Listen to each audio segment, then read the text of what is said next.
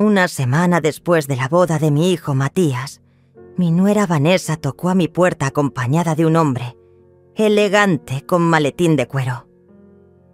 «Suegra, él es Pablo, notario», me dijo con esa sonrisa falsa que ya conocía.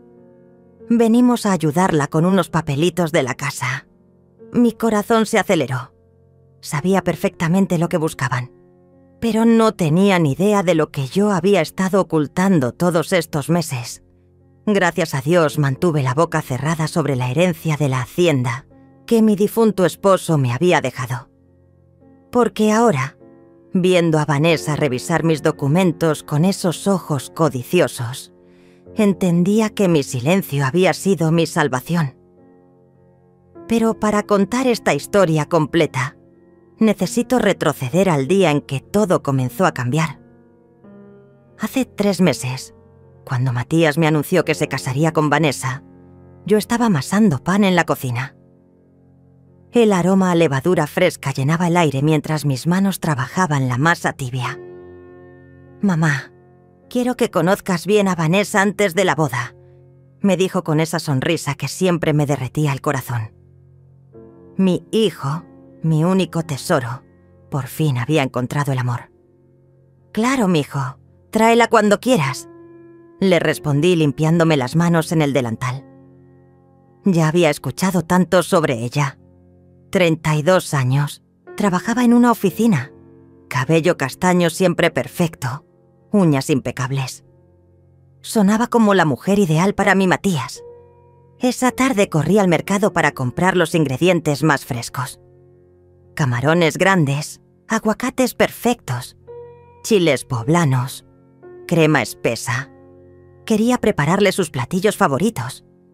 En mi mente ya imaginaba las conversaciones que tendríamos, los consejos que podría darle sobre cómo hacer feliz a mi hijo, las recetas familiares que compartiríamos.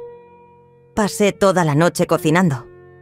Mis pies se hincharon de tanto estar parada, pero no me importaba.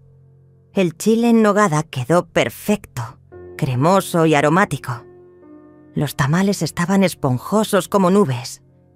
La salsa verde tenía ese toque picante que a Matías le encantaba desde pequeño. Cuando llegó el momento de conocerla, me puse mi vestido rosa más bonito, ese que guardaba para ocasiones especiales. Me peiné cuidadosamente y hasta me pinté los labios. Quería causar una buena primera impresión. Al fin y al cabo, esta mujer sería la madre de mis futuros nietos. Sonó el timbre y mi corazón se aceleró de emoción. Abrí la puerta con una sonrisa enorme. «Vanessa, qué gusto conocerte». «Component placement», exclamé extendiendo mis brazos para abrazarla. Pero ella apenas rozó mis hombros con las puntas de los dedos, como si tocarme fuera desagradable. «Mucho gusto, señora», murmuró sin mirarme a los ojos. Su voz sonaba fría, distante. Llevaba un vestido verde elegante y zapatos de tacón que resonaban contra el piso de mi humilde casa como pequeños martillos. Durante la cena, intenté conversar con ella sobre sus gustos, su trabajo, sus planes con Matías. Pero cada pregunta que hacía, recibía respuestas cortantes de una sola palabra. Sí, no, tal vez. Era como hablar con una pared helada. Lo que más me dolió fue ver cómo sus ojos recorrían mi casa con desdén. La forma en que arrugaba la nariz cuando probaba mi comida, como si fuera algo inferior. Mi chile en nogada, que había perfeccionado durante décadas, apenas lo tocó. «Mamá, la comida está deliciosa como siempre», dijo Matías intentando llenar el silencio incómodo que se había instalado en mi mesa. Vanessa jugueteaba con los frijoles en su plato, apartando cada ingrediente como si fuera veneno. Sus uñas perfectamente pintadas de rojo brillante contrastaban con la sencillez de mis platos de cerámica. «¿Te gusta cocinar, Vanessa?», Drenia pregunté con esperanza, sirviendo más salsa en su plato. Ella levantó la vista con una expresión que no pude descifrar del todo. «No tengo tiempo para esas cosas», respondió secamente. Prefiero ordenar comida o ir a restaurantes decentes. La palabra decentes se clavó en mi pecho como una astilla. Mi comida no era decente. Mi casa no era decente. Matías tosió nerviosamente y cambió de tema, pero yo ya había captado el mensaje. Para Vanessa, todo lo mío era inferior. Durante las siguientes semanas, cada encuentro se volvía más difícil. Cuando venían a visitarme, ella se sentaba en el borde del sillón como si fueras a ensuciarse, revisando constantemente su teléfono con expresión aburrida. Nunca preguntaba por mi día. Nunca mostró interés en conocerme realmente. Araceli, ¿verdad que estarás feliz de tener más tiempo para ti cuando nos casemos? Logueó un día mientras yo preparaba café. Sus palabras sonaron como una despedida prematura, como si ya hubiera decidido alejar a mi hijo de mí. ¿Más tiempo para mí? Drenia, repetí confundida. Pero me encanta pasar tiempo con ustedes. Ella intercambió una mirada con Matías que no comprendí entonces, pero que ahora entiendo perfectamente. Ya estaban planeando mi destierro.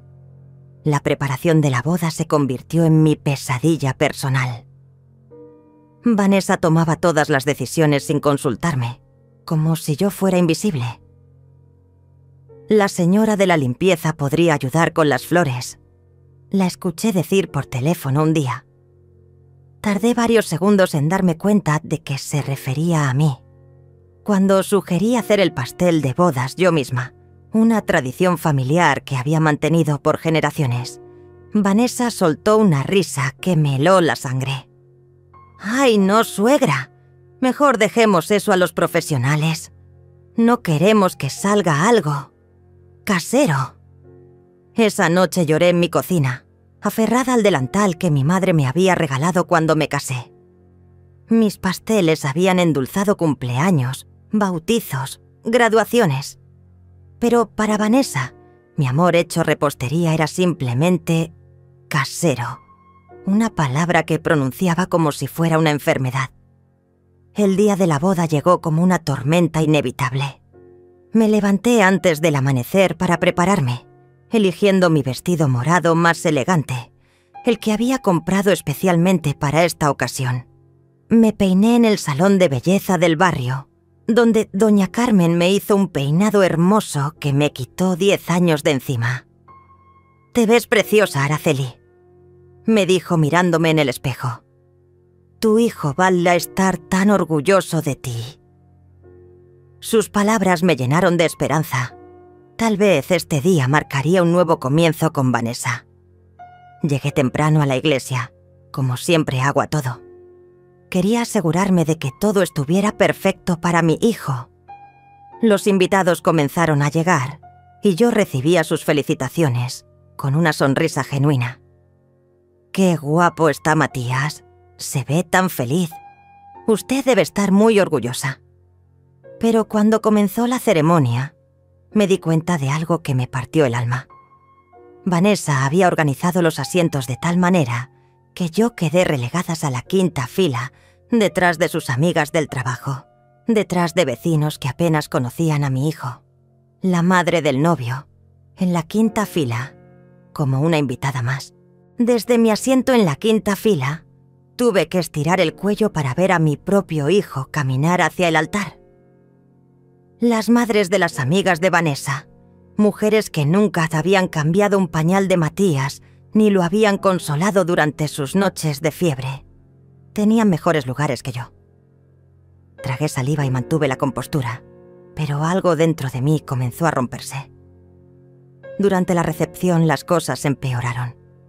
Vanessa me presentaba a sus invitados como la mamá de Matías, nunca como mi suegra o usando mi nombre. Era como si fuera un objeto, una etiqueta sin personalidad propia. «Ella es la que cocina muy rico», agregaba con esa sonrisa falsa, reduciendo toda mi existencia a una función doméstica. Cuando llegó el momento de los brindis, esperé pacientemente mi turno. Había preparado unas palabras hermosas sobre mi hijo, sobre cómo lo había visto crecer, sobre mis bendiciones para su nueva vida.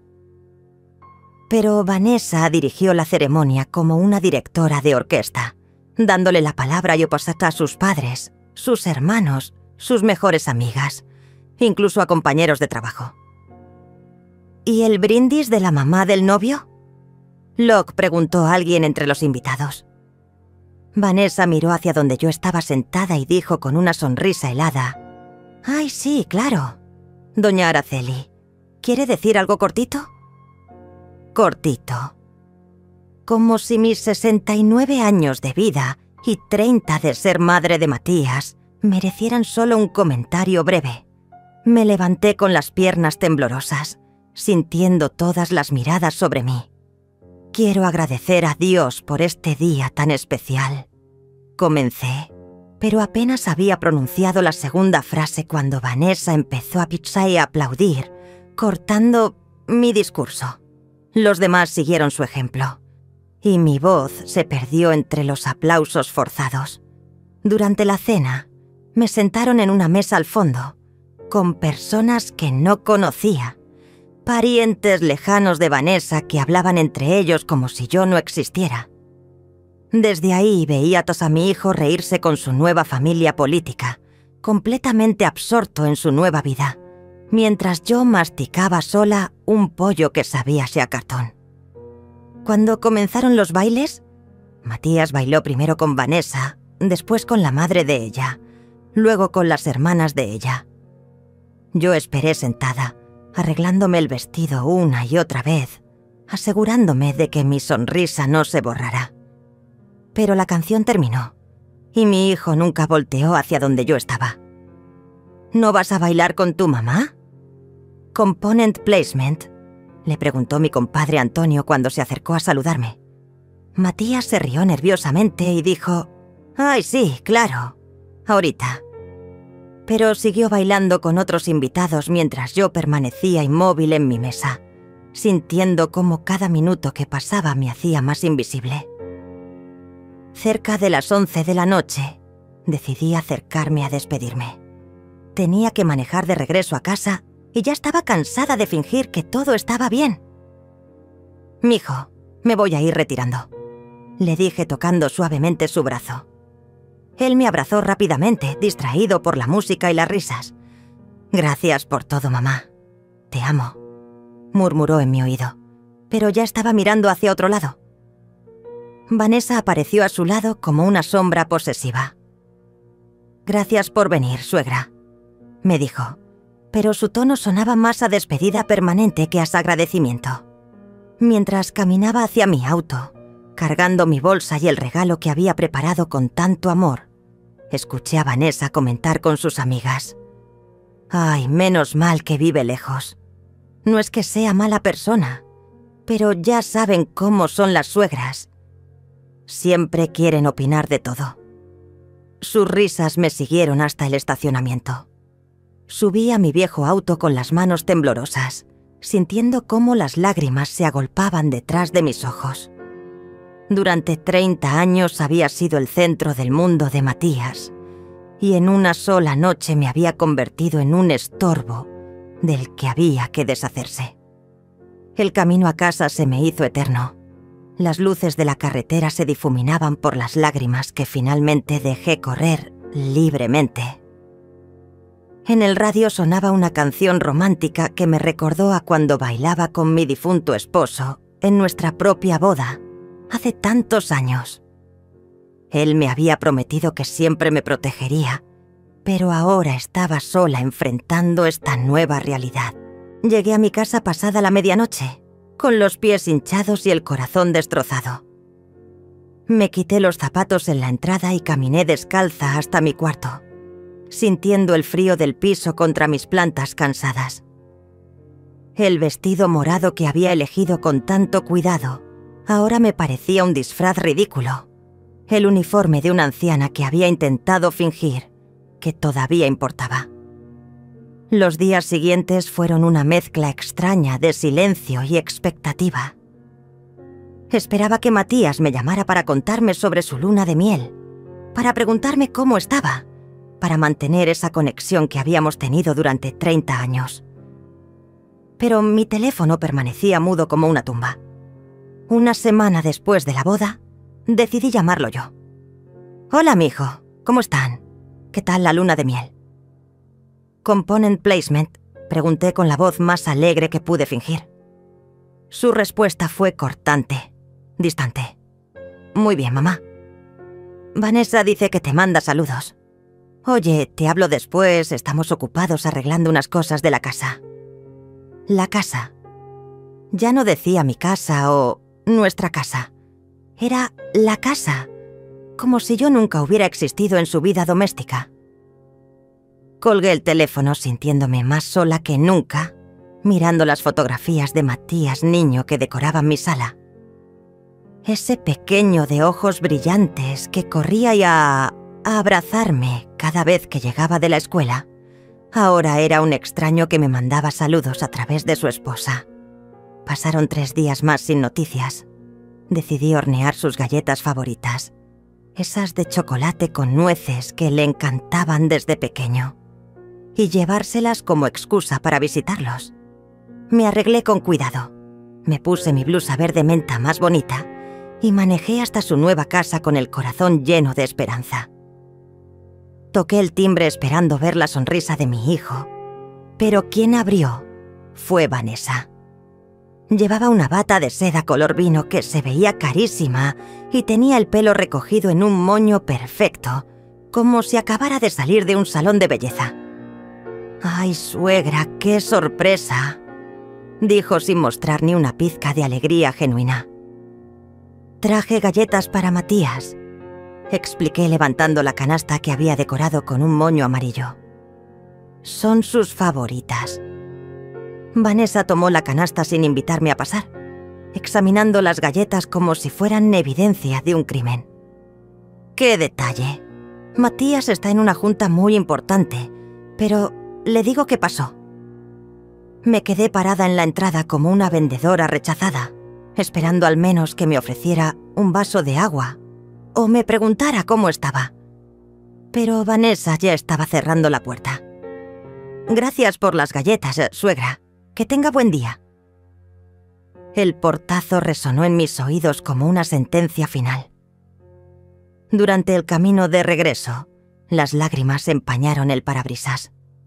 Me detuve a un lado de la carretera para llorar sin restricciones, golpeando el volante con mis puños arrugados. ¿Cómo había llegado a esto? ¿Cómo había permitido que esa mujer me arrebatara a mi hijo tan fácilmente? Esa noche, mientras cenaba sola frente al televisor, recordé algo que mi difunto esposo me había dicho poco antes de morir. «Araceli, si algo me pasa, no dejes que nadie te pisotee. Eres más fuerte de lo que crees y tienes más de lo que imaginas». En ese momento no entendí completamente sus palabras, pero ahora empezaban a cobrar sentido. Al día siguiente, decidí hacer algo que no había hecho en meses: revisar los documentos que mi esposo me había dejado. Saqué la caja fuerte del closet, esa que guardaba nuestros papeles más importantes, y comencé a organizarlos. Certificados de nacimiento, actas de matrimonio, escrituras de la casa, pólizas de seguros. Fue ese entonces cuando encontré el sobre manila que cambiaría todo. Dentro estaba la escritura de una propiedad que había olvidado por completo. La hacienda de 200 hectáreas que mi esposo había heredado de su tío y que ahora era completamente mía. El documento legal era claro e indiscutible. Yo era la única propietaria de una de las haciendas más prósperas de la región. Mi corazón se aceleró mientras leía los detalles.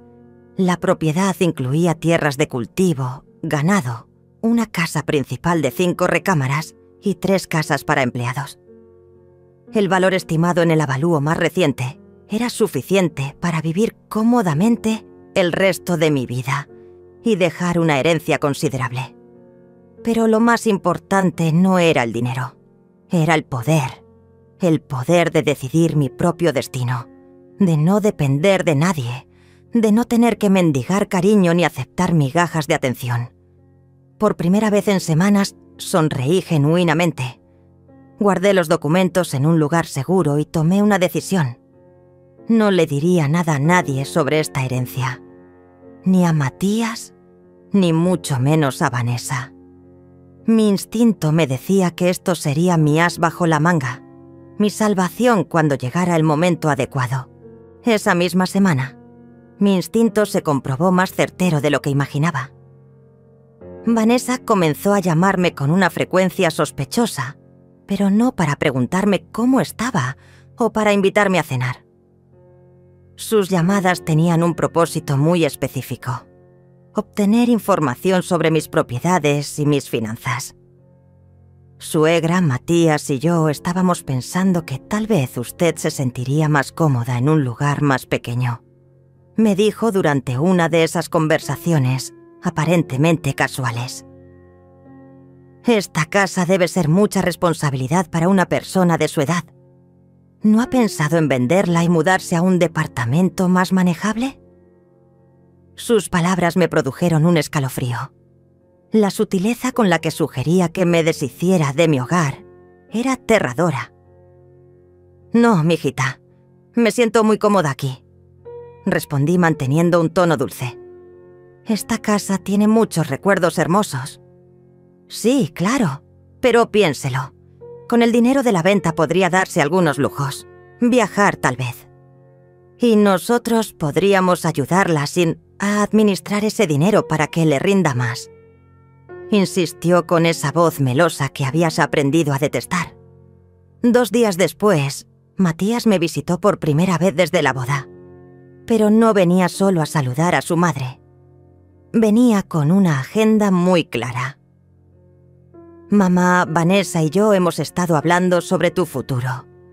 Comenzó sentándose en el sillón donde yo solía acurrucarlo cuando tenía pesadillas.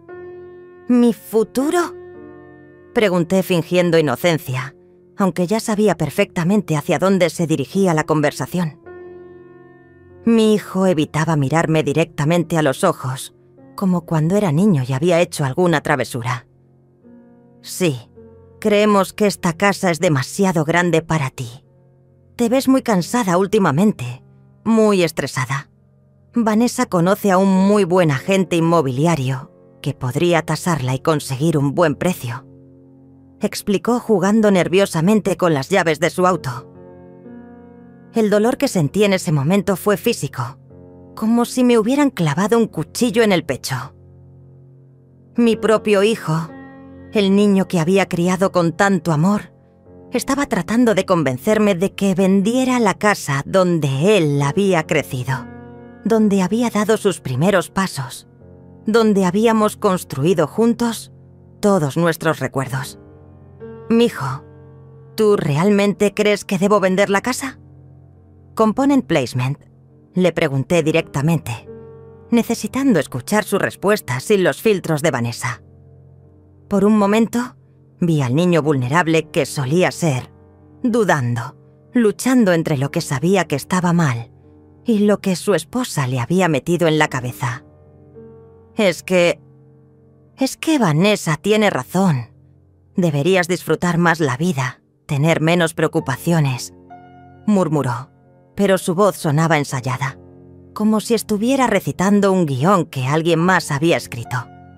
Esa noche, después de que Matías se fuera con promesas vacías de visitarme más seguido, me senté en mi cocina con una taza de té de manzanilla y tomé una decisión que cambiaría todo.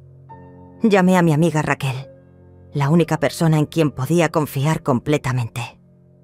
Raquel, necesito contarte algo muy importante, pero necesito que me prometas que esto queda entre nosotras, le dije cuando contestó el teléfono. Su voz inmediatamente se volvió seria. Raquel y yo habíamos sido amigas durante más de 40 años. Habíamos criado a nuestros hijos prácticamente juntas. Por supuesto, Araceli. ¿Qué pasa? ¿Te oyes preocupada? Le conté todo. Sobre la actitud de Vanessa desde el primer día, sobre cómo me habían tratado en la boda, sobre los intentos de convencerme de vender mi casa y, finalmente, sobre la herencia de la hacienda que había mantenido en secreto. ¡Santo Dios, Araceli! ¿Una hacienda de 200 hectáreas y no les has dicho nada? Drenia, exclamó Raquel. Menos mal que mantuviste la boca cerrada. Esa muchacha tiene cara de tiburón desde que la vi en la boda. Sus palabras me confirmaron que mi instinto había sido correcto. Raquel, siento que algo malo va a pasar. La forma en que me miran, como si fuera un obstáculo que hay que remover. Tengo miedo de que estén planeando algo. Escúchame bien, comadre, me dijo Raquel con esa firmeza que la caracterizaba. Mañana vamos juntas con un abogado. Necesitas proteger todos tus bienes antes de que esos buitres se den cuenta de lo que realmente tienes. Y por favor, no firmes nada, absolutamente nada, sin consultarme primero. Al día siguiente, Raquel llegó temprano por mí. Había contactado a un abogado de confianza, el licenciado Rafael, que tenía oficina en el centro de la ciudad. Un hombre mayor, de cabello canoso y mirada inteligente, que había manejado casos similares durante décadas. Señora Araceli, por lo que me cuenta su amiga, usted está en una situación muy delicada, me explicó después de revisar todos mis documentos. Es común que familiares bien intencionados, o no tanto, presionen a personas mayores para que transfieran propiedades. Mi consejo es que protejamos todos sus bienes legalmente.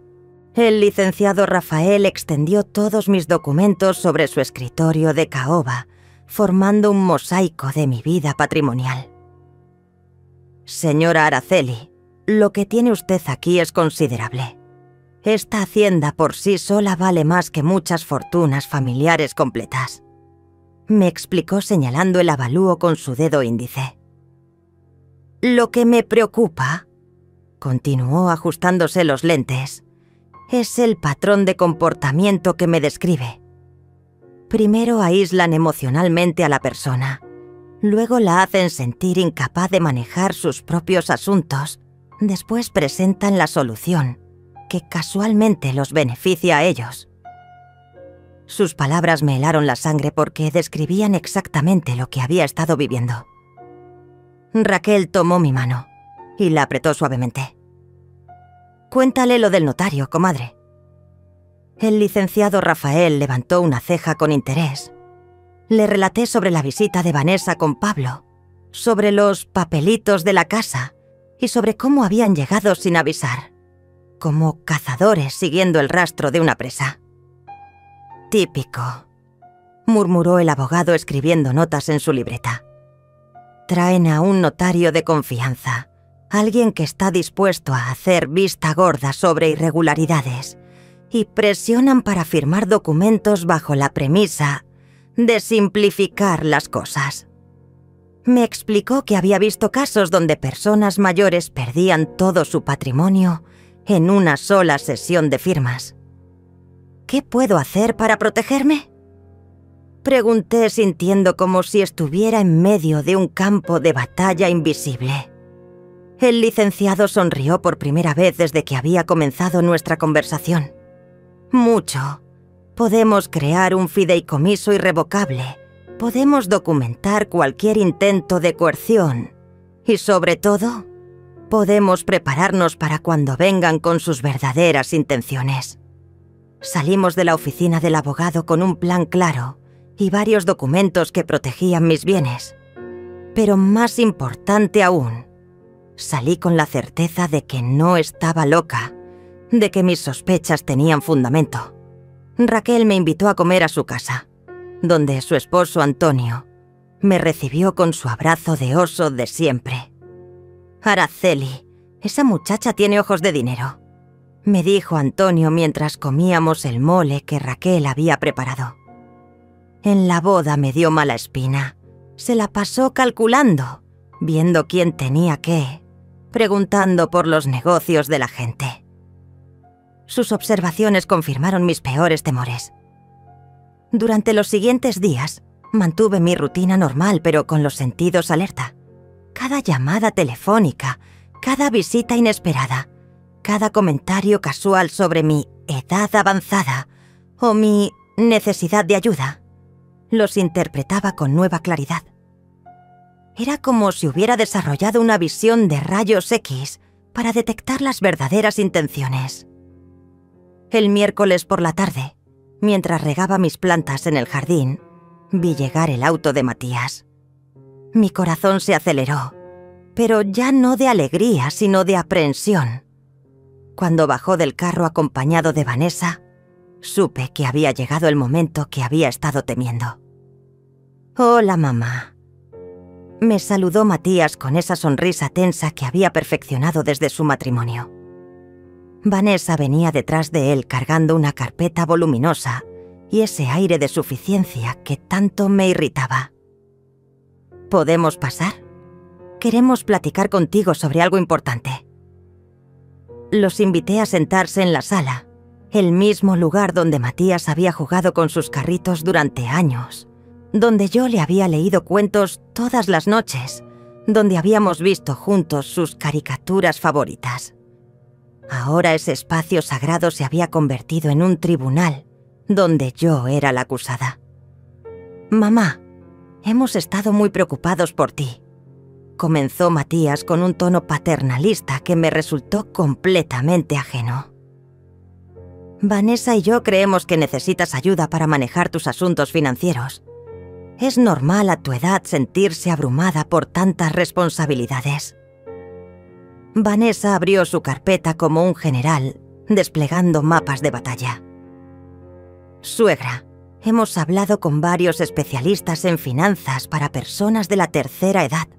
Todos coinciden en que lo mejor sería simplificar su patrimonio, concentrar todo en inversiones más seguras y manejables». «¿Especialistas?», Drenia pregunté fingiendo confusión mientras por dentro me hervía la sangre. «¿Qué especialistas? Yo no he hablado con ningún especialista». Mi mente registraba cada palabra, cada gesto, tal como me había aconsejado el licenciado Rafael. «Por eso mismo, mamá», intervino Matías con esa paciencia exagerada que se usa con los niños pequeños. «No has tenido la orientación adecuada. Vanessa conoce gente muy preparada que puede ayudarte a proteger tu dinero y asegurar tu futuro». Vanessa sacó varios documentos de su carpeta, desplegándolos sobre mi mesa de centro como cartas de póker. «Mire, suegra, aquí tenemos una propuesta muy conveniente. Un fondo de inversión que le daría rendimientos garantizados. Mucho mejor que tener el dinero parado en propiedades que requieren mantenimiento y le dan dolores de cabeza». Fingí examinar los papeles con la vista cansada de una anciana confundida, pero en realidad estaba memorizando cada detalle. Los documentos proponían la venta de mi casa y la transferencia de los fondos a una cuenta mancomunada, donde Matías y Vanessa tendrían poder de decisión sobre mis inversiones, para protegerme de posibles estafas. «¿Y dónde viviría yo si vendo la casa?», pregunté con voz temblorosa, interpretando perfectamente el papel de la abuela vulnerable que ellos esperaban ver. Vanessa sonrió con esa falsa dulzura que había perfeccionado. «Ay, suegra, no se preocupe por eso. Ya encontramos un hogar para personas mayores muy bonito, con atención médica las 24 horas. Estaría mucho más segura y cómoda. Un hogar para ancianos». Las palabras resonaron en mi cabeza como campanas fúnebres. Ahí estaba su plan completo: despojarme de mi casa, controlar mi dinero y encerrarme en una institución donde no pudiera ser un estorbo para su nueva vida perfecta. Todo envuelto en el papel dorado de la preocupación y el amor filial. ¿Un hogar de ancianos? «Component placement», repetí dejando que mi voz se quebrara ligeramente. «Pero, mijo, yo me siento bien aquí, en mi casa.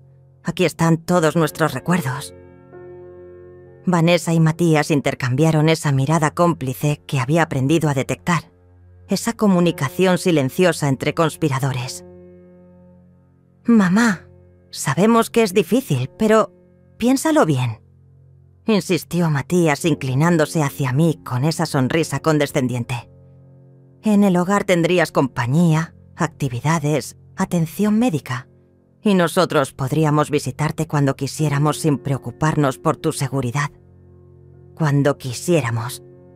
No todos los días, no regularmente, sino cuando a ellos les conviniera. Como visitar a una mascota en una pensión». Sentí una furia tan intensa que tuve que concentrarme en mantener mi actuación de anciana indefensa. «Además», agregó Vanessa sacando más papeles de su carpeta infinita, «hemos calculado que con la venta de esta casa y algunas inversiones inteligentes, usted podría vivir muy cómodamente sin preocuparse por nada. Nosotros nos encargaríamos de todos los trámites y decisiones financieras». Ahí estaba la trampa final. Ellos controlarían mi dinero mientras yo vegetaba en un asilo, esperando sus visitas esporádicas y agradeciendo las migajas de atención que me dieran. Era un plan brillantemente cruel, ejecutado con la precisión de cirujanos financieros. «¿Y si no quiero vender la casa?», Drenia pregunté con voz pequeña, como si la idea me hubiera acabado de ocurrir.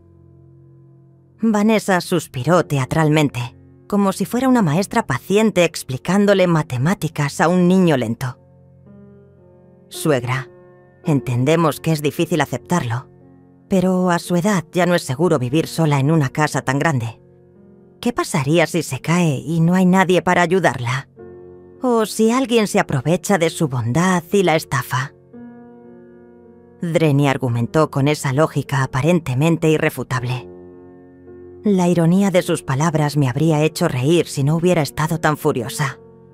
Ella, que estaba intentando estafarme en ese mismo momento, me advertía sobre posibles estafadores. La audacia era asombrosa. «Necesito tiempo para pensarlo», murmuré frotándome las sienes como si tuviera dolor de cabeza. «Es mucho para procesar de una vez». Matías se levantó y me dio un abrazo que se sintió más como el beso de Judas que como un gesto de cariño filial. «Por supuesto, mamá. Tómate el tiempo que necesites, pero no demasiado, ¿sí?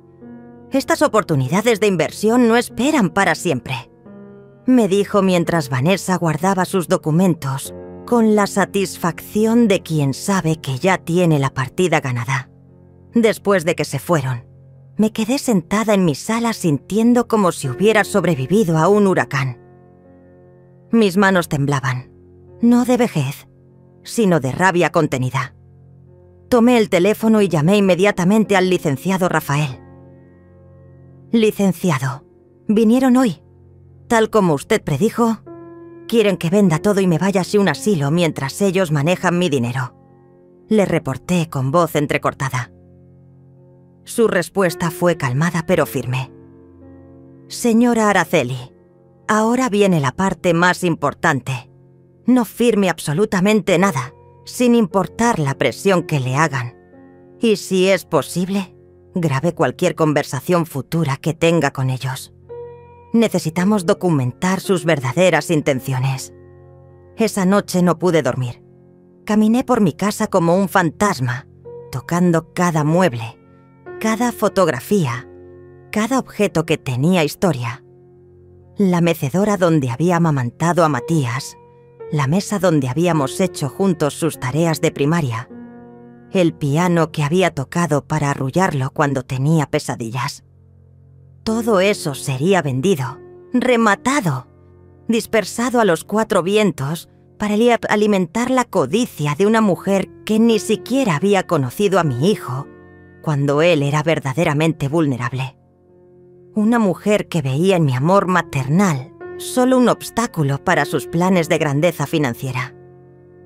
Al día siguiente, Raquel llegó temprano con una grabadora digital que su nieto le había prestado. «Comadre, esto es muy fácil de usar. Solo presionas este botón y graba hasta 8 horas continuas», me explicó mostrándome el pequeño dispositivo. «Ponlo en tu bolso o en el bolsillo de tu delantal. Si vuelven con sus propuestas, tendremos todas sus palabras registradas. Durante 3 días mantuve una calma tensa, esperando el siguiente movimiento de mis cazadores. El viernes por la tarde sonó el teléfono. Era Vanessa, con esa voz melosa que había perfeccionado para manipular. «Suegra, ya tuvo tiempo de pensar en nuestra propuesta. Es que encontramos un lugar precioso en el hogar de ancianos, pero necesitamos apartar el lugar pronto porque hay lista de espera». La urgencia artificial en su voz me confirmó que estaban ansiosos por cerrar el trato antes de que yo pudiera reflexionar demasiado o consultar con alguien más. «Sí, mijita, he estado pensando mucho», respondí con mi mejor actuación de anciana indecisa. «¿Podrían venir mañana para explicarme otra vez todos los detalles? A mi edad a veces se me olvidan las cosas». Casi podía sentir su sonrisa de triunfo a través del teléfono. «Por supuesto, suegra. Mañana en la tarde pasamos con todos los papeles. Va a ver que es la mejor decisión para todos. Para todos. Como si despojarse de mi casa y mi autonomía fuera un acto de generosidad hacia mis verdugos». El sábado por la tarde llegaron puntuales como buitres a una cita con la carroña. Esta vez venían acompañados de Pablo, el notario que había aparecido en mi puerta una semana antes.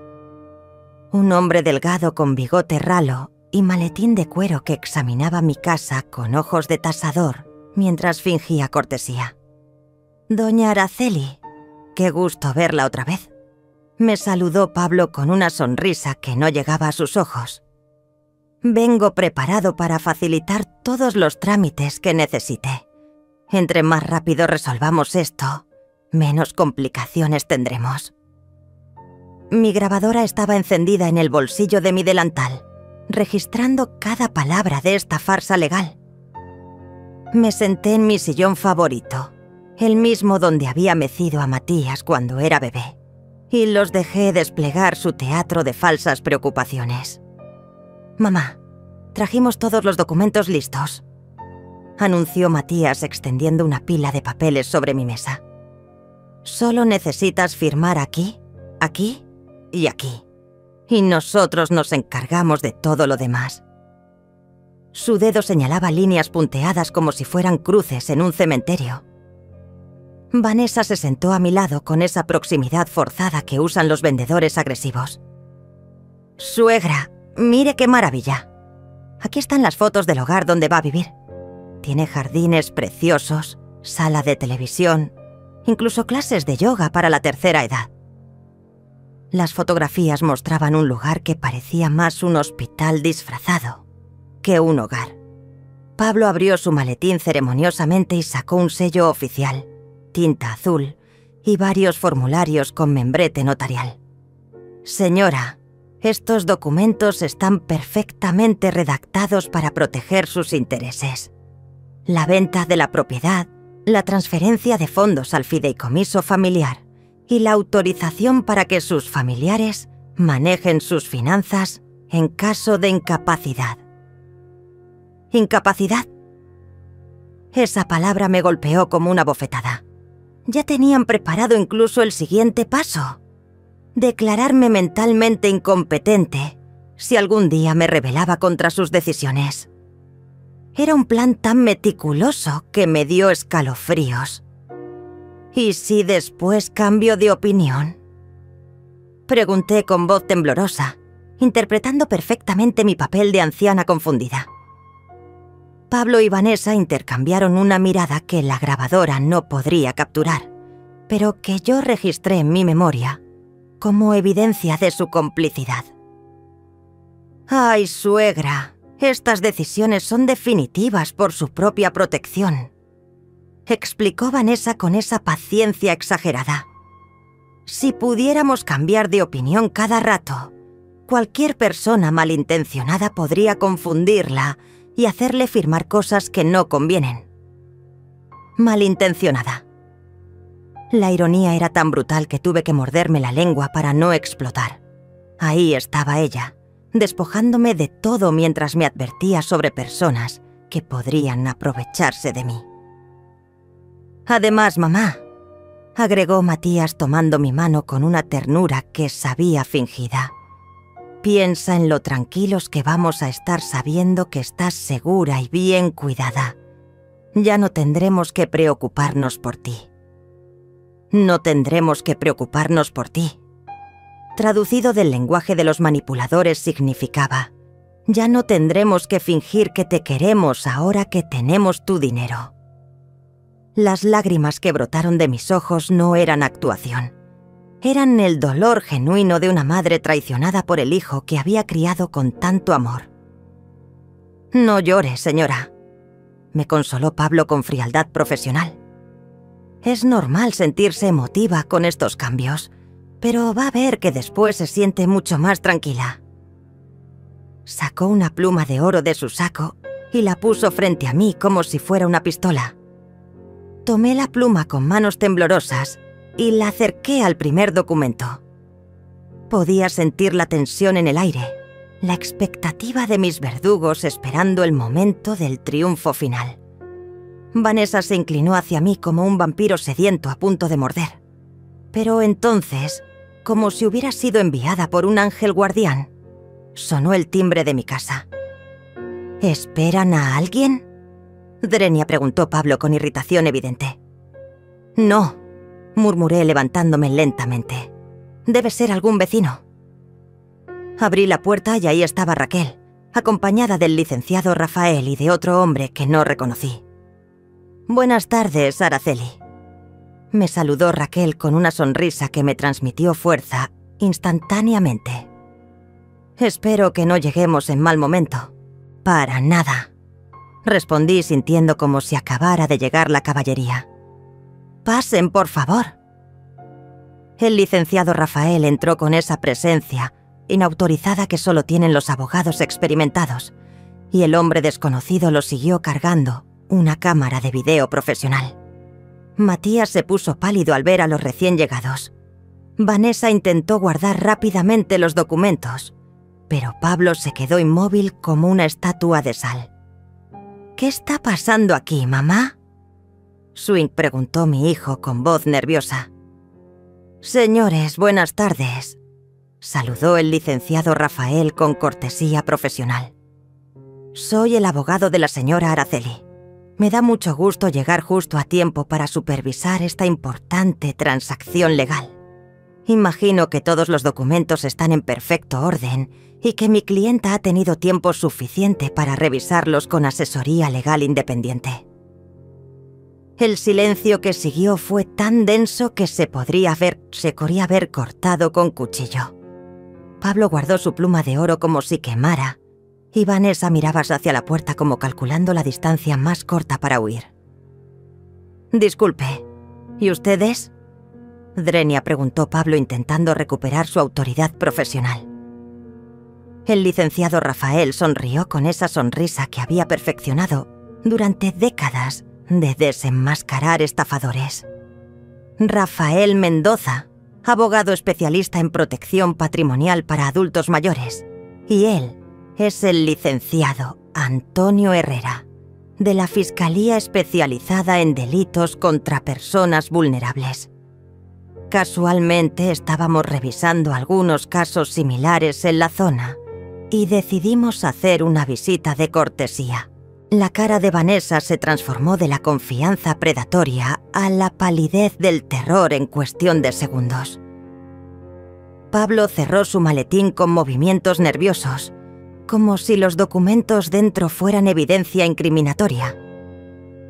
Matías se quedó inmóvil, mirando alternadamente entre los abogados y hacia mí, como si por primera vez en meses realmente me viera. Licenciado, dije dirigiéndome a Rafael con la voz más firme que había usado en semanas. Me da mucho gusto que llegara. Estaba a punto de firmar unos documentos y quería asegurarme de que todo estuviera en orden. Saqué la grabadora de mi bolsillo y la puse sobre la mesa como si fuera una granada sin seguro. El licenciado Antonio Herrera Encendió su cámara y comenzó a grabar. Señora, ¿podría explicarnos qué tipo de documentos le estaban pidiendo firmar y bajo qué circunstancias? Su voz tenía esa autoridad legal que hace temblar a los culpables. Vanessa intentó interrumpir con una risa forzada. Ay, licenciado, creo que hay un malentendido. Nosotros solo estamos ayudando a mi suegra con algunos trámites para su comodidad. Pero su voz sonaba como vidrio rompiéndose. ¿Trámites? Drenia repetí con una sonrisa que sorprendió hasta a mí misma. ¿Llamas trámites a intentar que venda mi casa, entregue todo mi dinero y me vaya a un asilo para que ustedes manejen mi patrimonio? Las palabras salieron de mí como proyectiles certeros. Pablo se levantó bruscamente intentando escapar. Creo que hay un malentendido. Yo solo vine a ofrecer servicios notariales.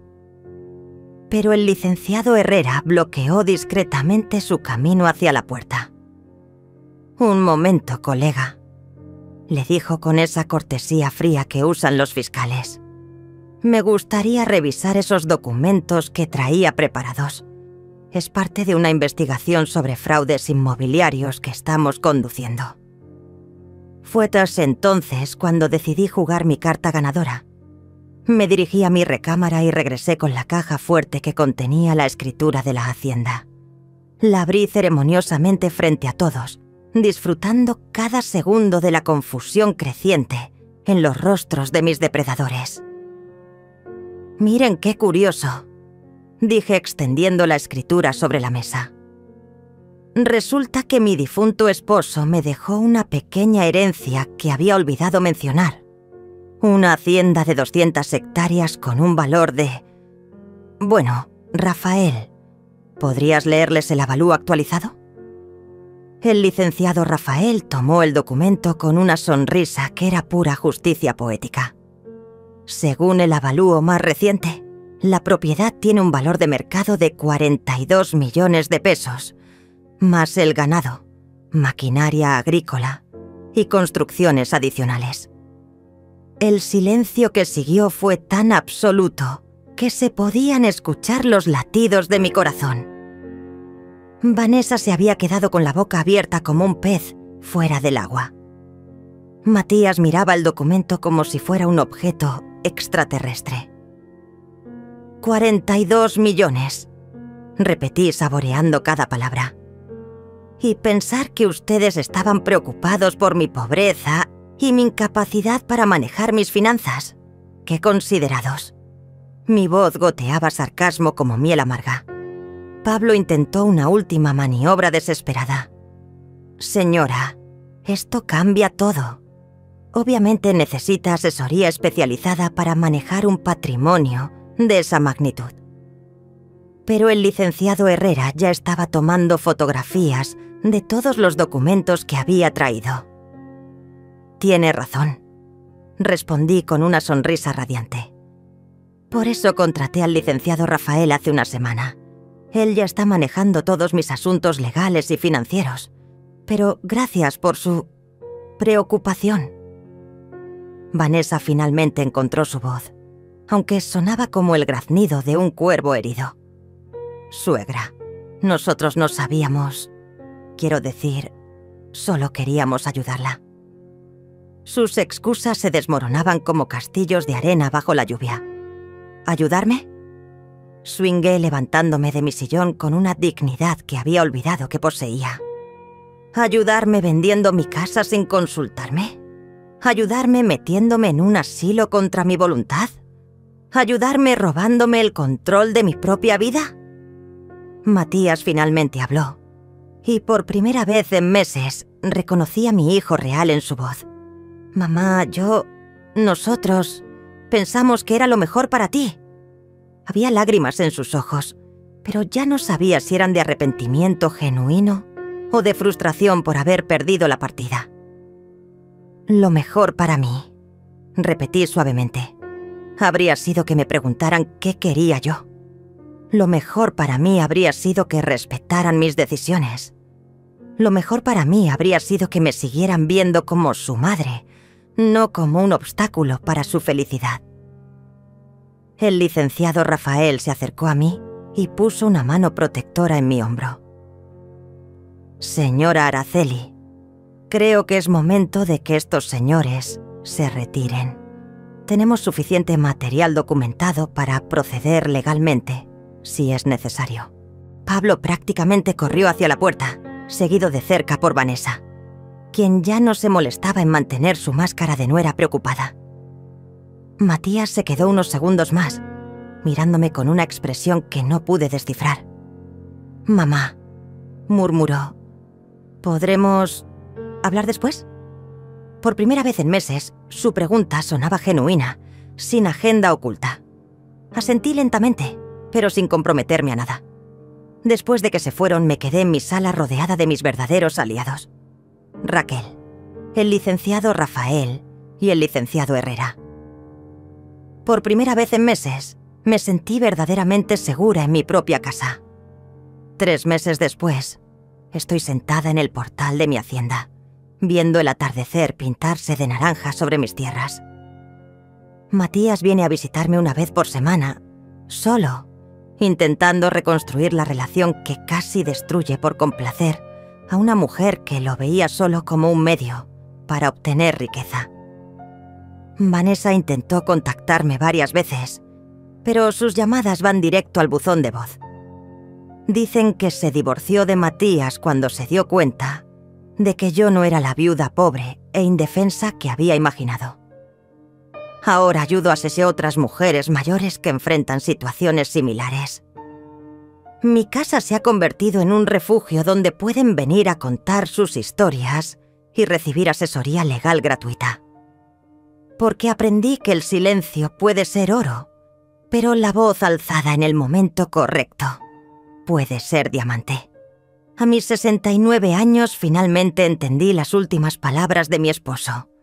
Tenía más de lo que imaginaba y era más fuerte de lo que creía. 6 meses después de aquella tarde que cambió mi vida para siempre, me encuentro sentada en la terraza de mi hacienda con una taza de café humeante entre mis manos, viendo cómo el sol se alza sobre mis 200 hectáreas de libertad.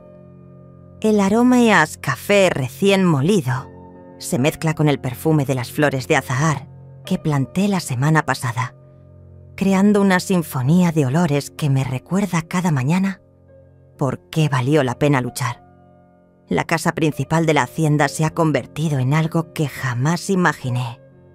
Un santuario para mujeres como yo.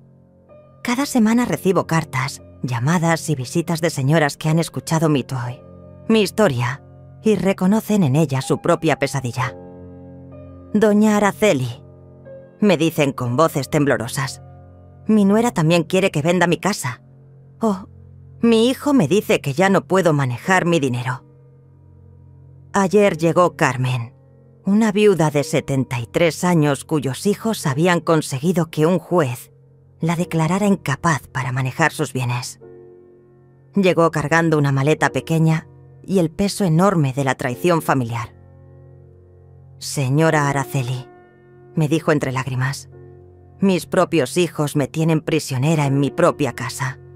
Me quitan mi pensión, no me dejan salir sola, dicen que por mi bien». La senté en la misma mecedora donde yo solía llorar mi soledad.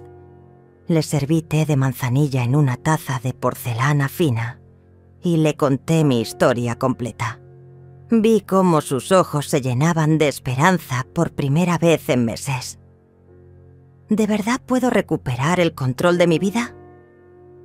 Swin me preguntó con la voz de una niña perdida que encuentra el camino a casa. «No solo puedes», le respondí tomando sus manos arrugadas entre las mías. «Tienes derecho a hacerlo, y no estás sola en esta lucha». Al día siguiente, el licenciado Rafael revisó su caso y descubrimos que la declaración de incapacidad tenía irregularidades legales que podían revertirse. Carmen ahora sonríe todos los días y sus hijos han tenido que devolver el dinero que habían tomado para protegerlo. Mi historia se corrió como pólvora por toda la región. Periodistas han venido a entrevistarme. trabajadores sociales me invitan a dar pláticas y he recibido cartas de lugares tan lejanos como España y Argentina. Su valentía me inspiró a defender mis derechos, escribió una señora desde Madrid. Gracias a su ejemplo, mi familia ya no me trata como si fuera invisible. Me agradeció otra desde Buenos Aires. Pero no todo ha sido fácil. Matías viene a visitarme cada domingo, solo, tratando de reconstruir los puentes que su esposa dinamitó. Las primeras conversaciones fueron torpes, llenas de silencios incómodos y disculpas que sonaban ensayadas. Gradualmente, he visto al niño que conocí reaparecer detrás de los ojos del hombre que había permitido que me traicionaran. «Mamá», me dijo hace 2 semanas mientras caminábamos entre los establos. «No sé cómo pedirte perdón por lo que te hice». Era como si hubiera estado hipnotizado, como si no pudiera ver lo obvio. Sus lágrimas eran genuinas, y por primera vez desde su boda reconocí a mi hijo real. «Mijo», le respondí deteniéndome para mirarlo directamente a los ojos. «El perdón no se pide, se gana, y se gana con acciones, no con palabras». Él asintió solemnemente, entendiendo que la reconciliación sería un proceso largo, que requería paciencia y pruebas constantes de su arrepentimiento. Vanessa, por su parte, desapareció de nuestras vidas tan rápidamente como había llegado. Según me contó Raquel, quien tiene contactos en todos lados, intentó demandar a Matías por la mitad de sus bienes en el divorcio, pero se encontró con que mi hijo había protegido legalmente todo su patrimonio, siguiendo mis consejos. Se fue del pueblo sin decir adiós, probablemente en busca de su siguiente víctima. Pablo, el notario corrupto, perdió su licencia profesional después de que el licenciado Herrera presentó evidencias de su participación en esquemas de fraude contra personas mayores. La grabación de nuestra conversación fue clave para desmantelar una red que había estafado a docenas de ancianos en la región. Raquel sigue siendo mi compañera de aventuras. Ahora vive en una de las casas para empleados de la hacienda, pero no como empleada, sino como mi hermana de elección. Juntas administramos el refugio que hemos creado, organizamos talleres sobre derechos de los adultos mayores y planeamos viajes que nunca tuvimos oportunidad de hacer cuando éramos jóvenes. ¿Quién hubiera pensado que a los 70 años íbamos a convertirnos en activistas? Me preguntó ayer mientras revisábamos solicitudes de ayuda legal que habían llegado por correo. Sonreí recordando a la mujer tímida que era hace un año, esa que se conformaba con migajas de atención y que permitía que otros decidieran su destino. El licenciado Rafael se ha convertido en más que mi abogado. Es el director legal de nuestra fundación. Hemos logrado cambiar leyes locales que protegen mejor a los adultos mayores y estamos trabajando con legisladores nacionales para reformas más amplias. Señora Araceli, me dijo en nuestra última reunión, usted ha hecho más por los derechos de los ancianos en 6 meses que muchas organizaciones en décadas. Cada noche, antes de dormir, camino por los jardines de la hacienda y reflexiono sobre el camino recorrido. A veces encuentro cartas que las mujeres que se han quedado aquí dejan en el buzón especial que instalamos bajo el roble más grande. Gracias por enseñarme que nunca es demasiado tarde para recuperar mi dignidad, escribió una. Gracias por demostrarme que el amor propio no tiene fecha de caducidad, decía otra. Mañana llega un grupo de señoras desde Guadalajara que quieren conocer nuestra historia y aprender a crear refugios similares en sus ciudades. El movimiento se está extendiendo como círculos en un estanque, tocando vidas que jamás imaginé poder alcanzar.